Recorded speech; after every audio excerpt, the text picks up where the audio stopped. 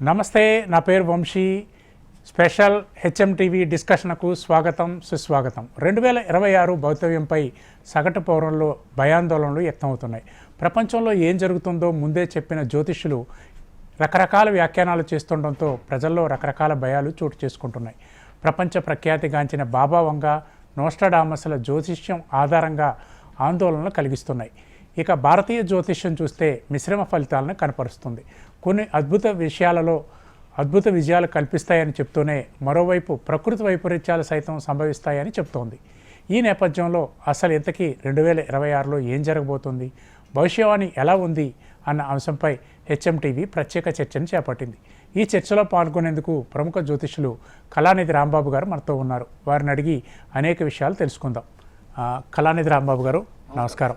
మీరు ప్రముఖ జ్యోతిష్యులు, ఎంతో అనుభవజ్ఞులు, 30 ఏళ్లకు పైగా సుదీర్ఘమైన అనుభవం మీకు ఉంది. మీరు మా స్టూడియోలోకి వచ్చినందుకు మీకు ప్రత్యేక ధన్యవాదాలు.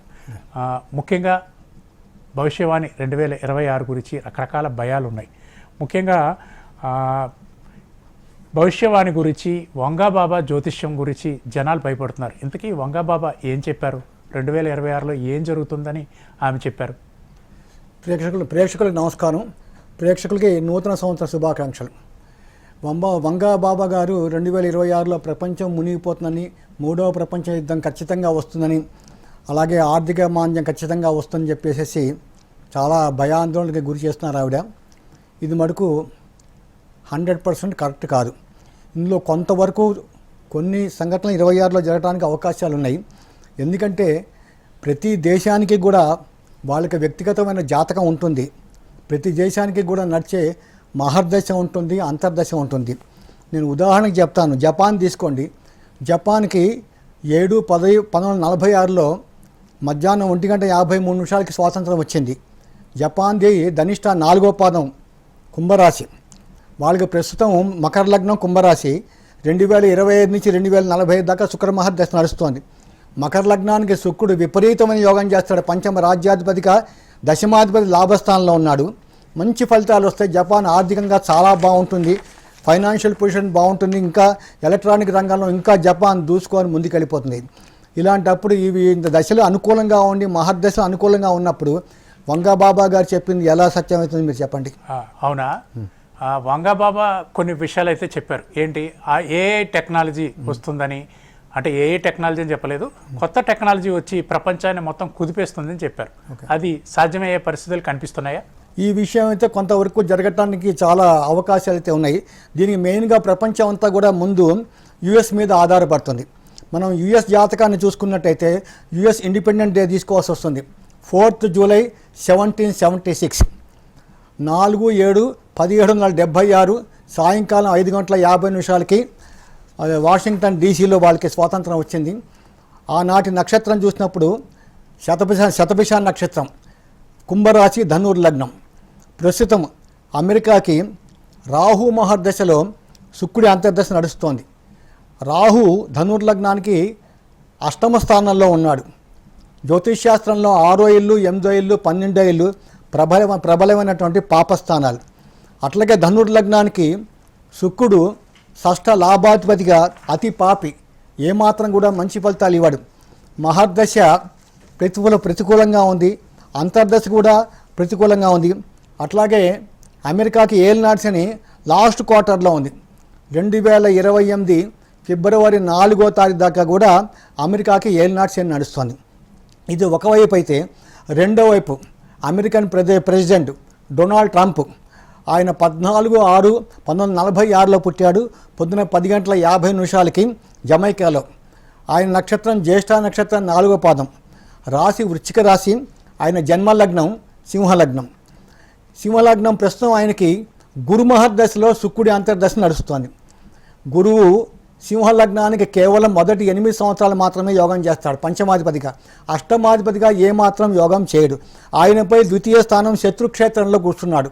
ఒక గ్రహం శత్రుక్షేత్రంలో ఉంటే ఆ గ్రహాన్ని దుఃఖావస్థ అంటారు. గ్రహాలకి 10 రకాల అవస్థలు ఉన్నాయి. ఆ దుఃఖావస్థలో ఉన్న గ్రహం ఏమాత్రం కూడా మంచి ఫలితాలు ఇవ్వడు. చాలా వీక్ అయిపోయాడు గురువు.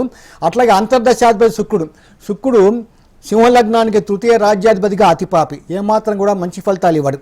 ఇంకా చూసుకుంటే ఆయనకి ఈ గోచారం చూస్తే వృశ్చిక రాశి అయింది.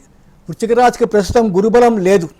గురువు అష్టమ స్థానంలో ఉన్నాడు, శని పంచమ స్థానంలో ఉన్నాడు, ముఖ్యంగా అర్ధాష్టమ రాహు చతుర్థ స్థానంలో ఉన్నాడు.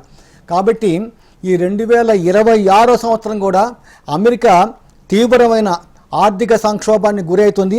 అంతేకాదు మిగతా అన్ని దేశాలు కూడా ఇప్పుడు అమెరికా మీద అటాక్ చేయడానికి సిద్ధంగా ఉంటాయి. ఎందుకంటే నిన్ననే చూసాము, వెనిజులా ప్రెసిడెంట్ని అరెస్ట్ చేశారు. అట్లా మిగతా దేశాల ప్రెసిడెంట్లను కూడా ట్రంప్ అరెస్ట్ చేయడానికి చాలా అవకాశాలు ఉన్నాయి. ఎందుకంటే ప్రస్తుతం ట్రంప్కి టైం ఏమాత్రం కూడా బాగాలేదు. ఆయన బుద్ధి వక్ర మార్గంలో పోతోంది. ఎందుకంటే పంచమంలో శని ఉన్నాడు, బుద్ధి వక్ర మార్గంలో వెళ్తోంది. కాబట్టి అన్నీ కూడా తొందరపాటు నిర్ణయాలు తీసుకున్నాడు. ఈ యొక్క ట్రంప్ యొక్క చర్యల వలన మిగతా దేశాలన్నీ కూడా చాలా తీవ్రమైన నష్టాల్లోకి వెళ్ళడానికి అవకాశాలు ఉన్నాయి. ముఖ్యంగా ఏంటంటే ఇదొక్కటే కాదు, ఈ తీవ్ర సంక్షోభానికి ఈ 2026లో మొత్తం 3 గ్రహణాలు వచ్చాయి. మొదటి గ్రహణం ఆగస్టు 12వ తారీఖు సంపూర్ణ సూర్యగ్రహణం. ఈ గ్రహణం మన భారతదేశంలో ఎక్కడా కనపడదు, మనం చాలా అదృష్టవంతులం. ఈ గ్రహణం యూరప్లోను ఆఫ్రికాలోను అట్లాగే మెయిన్గా ఇది అమెరికాలోను ఈ గ్రహణం సంపూర్ణంగా కనపడుతుంది. కాబట్టి ఈ గ్రహణ ప్రభావం అమెరికా తీవ్రమైన సంక్షోభానికి ఎదుర్కొంటుంది. అట్లాగే యూరప్ దేశాల మటుకు చాలా మానసికంగా చిత్రహింసలు అనుభవించడానికి అవకాశాలు చాలా ఉన్నాయి.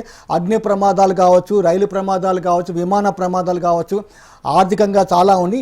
ఈ ఏ విషయంలో మటుకు లక్షల మంది ఉద్యోగాలు ఖచ్చితంగా పోతాయి. ముఖ్యంగా దానికి కారణం ఏంటంటే ఈ అమెరికాకి నడుస్తున్న దశ అంతర్దశ, ఈ ట్రంప్కు నడుస్తున్న దశ అంతర్దశ. కాబట్టి ఉద్యోగాల్లో ఉన్నవాళ్ళు చాలా జాగ్రత్తగా వాళ్ళ ఉద్యోగాలు నిలబెట్టుకోవాలి. తొందరపడి ఎక్కువ జీతాలు ఇస్తారని కొత్త ఉద్యోగాలు కానీ ప్రయత్నం చేస్తే మటుకు మీరే చిక్కులో పడతారు. ఆర్థిక సంక్షోభం 2026లో 100% ఉందండి.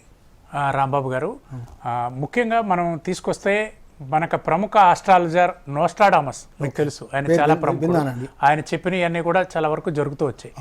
అయితే ఈ ఏడాది మధ్యస్థంలో 3వ ప్రపంచ యుద్ధం వచ్చే అవకాశం ఉందని, నౌకాయానంలో జరిగిన నౌక మునిగిపోవటం లాంటి సంఘటనలు సంభవిస్తాయని, ఈ సంఘటనల ద్వారా చాలా దేశాల మధ్య యుద్ధం సంభవిస్తుందని చెప్పారు. అలాగే చాలా దేశాల మధ్య ముఖ్యంగా చైనా ప్రభావం పెరుగుతుందని చెప్పారు, అమెరికా ప్రభావం తగ్గుతుందని కూడా చెప్పారు. ఇవి ఎంతవరకు జరిగే అవకాశం ఉంది? నోస్ట్రాడామస్ ఇంకా ఏం చెప్పారు?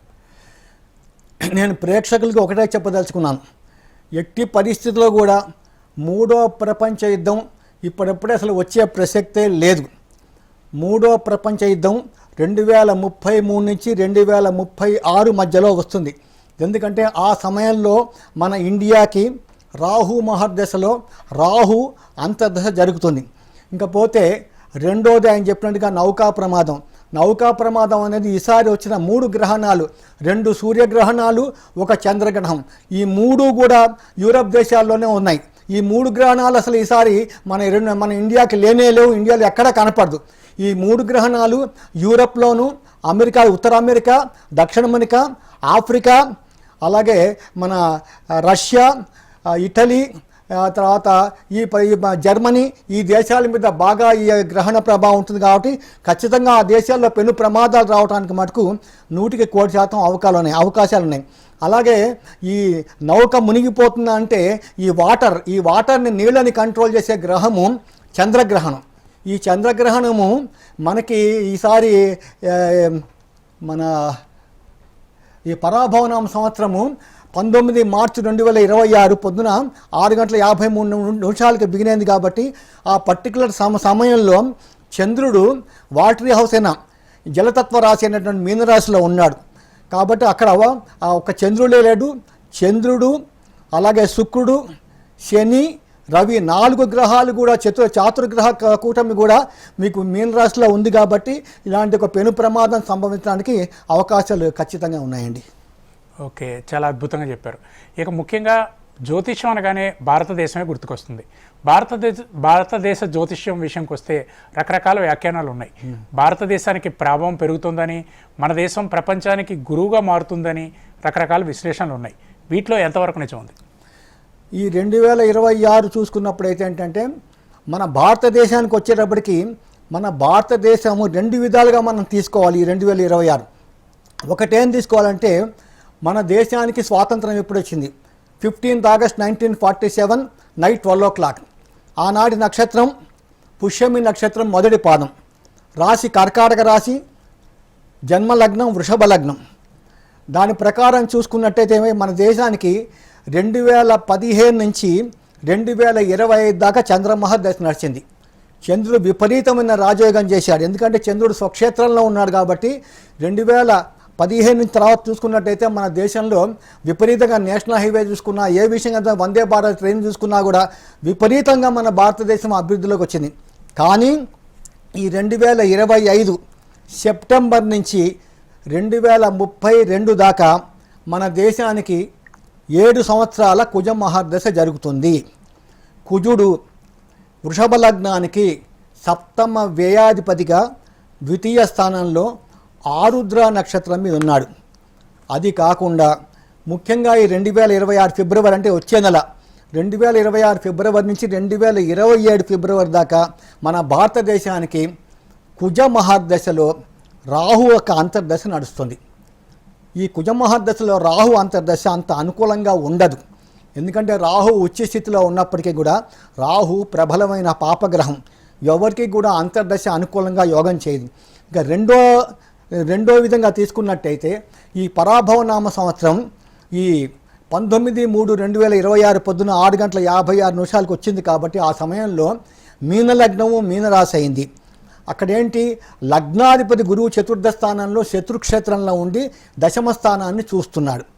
ఇంకా రెండో స్థానం వస్తే రెండో ఇల్లు ఏంటి ఫైనాన్స్. మన భారతదేశం యొక్క ఫైనాన్స్ పొజిషన్ ఎట్లా ఉంటుంది? 9వ ఇల్లు అంటే ఏంటంటే ఫారెన్ రిలేషన్స్, తర్వాత మనకి దేవాలయాలు, ఈ పుణ్యక్షేత్రాలు, ఈ మసీదులు, చర్చిలు, ఈ జడ్జ్, సుప్రీంకోర్టు, హైకోర్టు ఇవన్నీ కూడా ఈ 9వ ఇంట్లో ఉంటాయి. ఈ ద్వితీయ భాగ్యాధిపతి కుజుడు వ్యయస్థానాలు అంటే 12వ ఇంట రాహువుతోనూ చతుర్థ సప్తమాధిపతి బుధుడితోని కలిసి ఉంటామన్నా ఈ 2026లో ఇండియా ఆర్థిక పరిస్థితి ఏమీ బాగుండదు. ఆర్థికంగా మనం చాలా సంక్షోభంలో మనం పడవలసిన అవసరం వస్తుంది. ముఖ్యంగా ఏంటంటే ఎప్పుడు కూడా ద్వితీయాధిపతి కుజుడు ఈ రాహుతో చేరాడు కాబట్టి ఈ సంవత్సరం కూడా భారతదేశంలో రియల్ ఎస్టేట్ వ్యాపారం సామాన్యంగానే ఉంటుంది.